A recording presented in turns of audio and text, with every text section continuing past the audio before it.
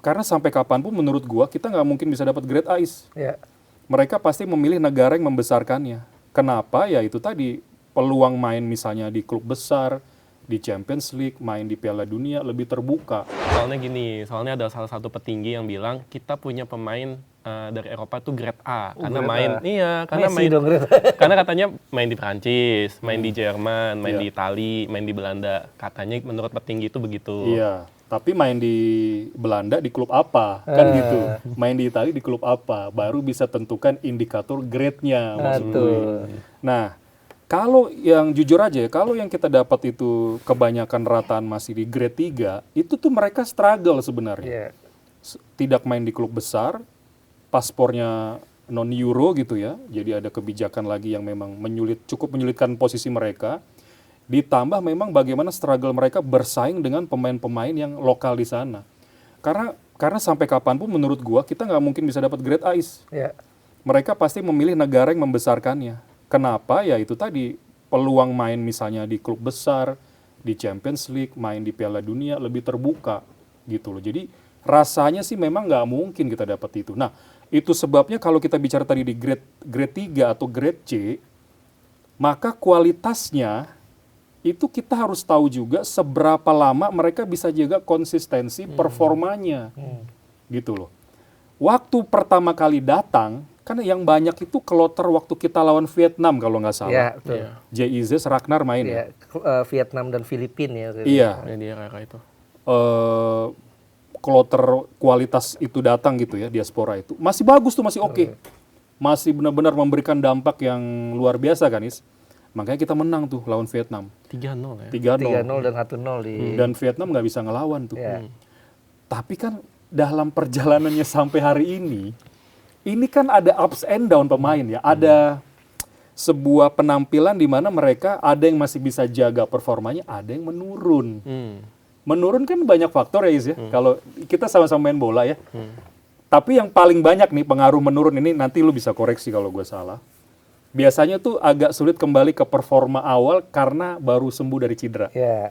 Itu yang pertama tuh, Cor. Yang kedua adalah lu kalah bersaing nih Ya, karena nggak ada dapat menit bermain. pemain baru masuk di posisi yang sama. Nggak dapat menit main jadinya. Jadinya lu kalah bersaing dan ya pasti kalau udah kalah bersaing minimal step pertama itu cadangan dulu. Nah, lu masih bisa bersaing lagi nggak? Ngerebut tempat lagi. Kalau nggak bisa, lu bisa jadi cadangan terus.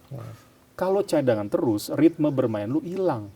Touch lu hilang, match fitness lu hilang, ya menurun. Makanya di klub besar pemain-pemain yang jadi cadangan itu sering dipinjemin dulu buat dapat menit main.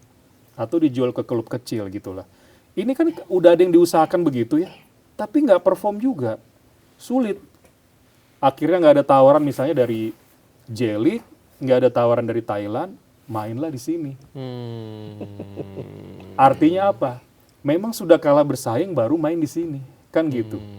Terus apakah ini masalah cuma di Indonesia? Enggak, di negara manapun mengalami masalah ini. Tapi apa yang membedakan? Pemain berkualitasnya banyak gitu loh. Berarti kolam pemainnya. Kolam pemainnya. Artinya kalau ada yang underperform, dicoret aja sama pelatih timnas. Dia nelpon yang lagi on fire di klub. Meskipun capsnya apa? 0 di timnas. Nah, karena mentalitas bagus di Eropa itu kadang-kadang yang underperform bisa naik lagi, masuk lagi ke timnas. Tapi talent poolnya, kualitas pemain, kualitas timnasnya itu banyak gitu. Lah kita TL itu lagi. Oh, L4, lu lagi. Iya. Ya itulah istilahnya lah pokoknya. Itu. Akhirnya yang kesorot sama netizen itu lagi yang jadi harapan netizen, ya nama-nama yang dipanggil lagi. Atau mungkin John Hetman ini nggak berani ya, karena kan kita melihat kayak di Liga 1 kita melihat Axel Runtukahu misalnya main cukup baik bersama Persija kan. Memang tapi nggak dikasih juga. memang ada kritikan, termasuk gua ya menanyakan kok misalnya nih, kok Jens Reven masuk ya? Dasarnya apa? Atau kenapa Ricky Kambuaya nggak masuk ya? Itu loh. Jadi gue bertanya, karena sebenarnya kalau Tom Haye itu bisa dimatikan atau cedera, minimal ada satu pemain yang bisa pengganti, Iya. pelapis, padan. yang berani penetrasi ke dalam, Punya visi. terus tusukan, itu kan Kambuaya sebenarnya. Cuma kan lagi-lagi gue tuh selalu paham lah subjektivitas pelatih itu pasti bicara gitu. Meskipun ada juga yang ngeritik ini benar-benar subjektivitas atau dipaksa dalam tanda kutip, nggak tahu juga. Gitu loh. Titipan maksudnya. Ya, apapun bahasanya, gitu loh. Gua menepis itu ya. Oke. Kadang-kadang memang orang Thomas Tuchel juga dikritik kok subjektivitasnya gitu kan. Itu ada pasti kalau namanya pelatih memilih berdasarkan like and dislike itu pasti ada. Tapi kan yang bertanggung jawab. Lebih ke situ kalau gue. Ini netizen sekali lagi harus paham konsep bahwa masalah terbesar di kita itu adalah talent pool yang sedikit dengan kualitas pemain misalnya bintang 9 untuk timnas itu minim sekali. Nah, jadi kesimpulan gue adalah lu mau sampai kapan menjadikan diaspora sebagai tulang punggung? Itu harus paham di situ. Karena masalahnya akan begitu terus. Apa tadi masalahnya, tau nggak? Grade C, struggle lagi, nanti hilang lagi, Dan bahkan- nyari lagi. Dan bahkan menurun. Sekarang. Iya. Menurun juga. Hilang itu kan karena menurun tadi. Ngulang lagi. Nanti yang udah hilang-hilang itu kan udah dinaturalisasi kemana gitu. Kenapa sih nggak bikin pool, nggak bikin apa yang dilakukan oleh Jepang, apa yang dilakukan oleh Korsel, inilah Uzbekistan. Pembinaan berarti ya. Iya, jadi maksud gua ini jalan nggak apa-apa, ngelengkapin, tapi ini dibangun, dipupuk gitu. Begitu hasilnya ada, karena kalau lu konsisten ngejalanin pembinaan usia muda sebagus mungkin, sistemnya sesempurna mungkin, 10-15 tahun itu bermunculan. Ya. Bermunculan gitu loh. Ini netizen selalu gini kadang-kadang gue lihat nih. Biarin aja, nggak usah, ambil aja dari luar. Ini bapuk pemain dari sini apa? Maksud gue bapuknya itu kenapa dicari tahu nggak masalahnya? Dibenahin nggak gitu loh maksud gue. Karena, ini ya, betul. masalah fundamental gitu loh. Soalnya ini juga nyambung ya, karena kan dibilang diasporanya menurun. Makanya harusnya kita pakai pemain lokal. Nah, masalah juga kan kita lihat Vietnam. Vietnam kemarin tampil lawan kita starter cuma 1 doang Iya. pemain diaspora. Iya. Dengan kita Itu ya, naturalisasi ya. iya naturalisasinya 1 doang bahkan. Iya, Kita sampai 8 gitu. Berarti kan lokal kita kemana nih lokal kita kan? Ya itu.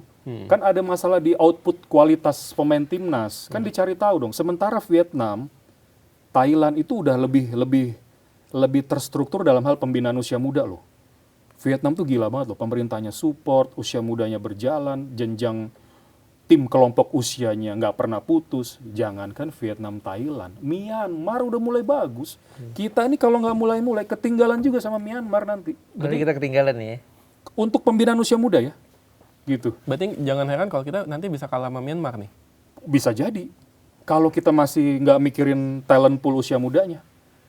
Kita itu untuk jangankan ASEAN atau Asia atau dunia, talent kita di usia 12 one of the best di dunia. Iya. Tapi talent yang terbaik itu harus ada wadah kompetisinya.